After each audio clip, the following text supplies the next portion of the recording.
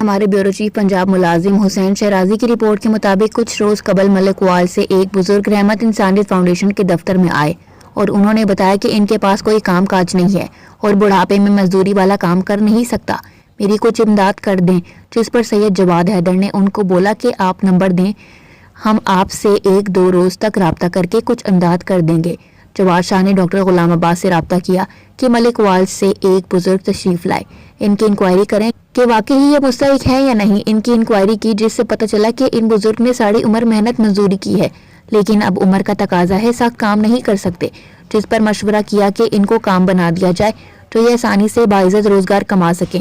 जिस पर सैयद जवाद शाह ने रहमत इंसानियत फाउंडेशन के प्लेटफॉर्म से इनको मकई के फुल्ले बनाने वाली मशीन मंगवा कर दी और इसे रेडी पर फिट करवाकर तमाम सामान और इब्तदाई सामान खरीदने के लिए नकद इमदाद की। आज बुजुर्गों को 1 हफ्ता होने वाला है कि रोजाना 400 से 500 रुपए कमा लेता हूँ। अल्हम्दुलिल्लाह बहुत खुश हूँ और ताउन करने वालों के लिए बहुत सी दुआ की। रहमत इंसानियत रोजगार प्रोग्राम।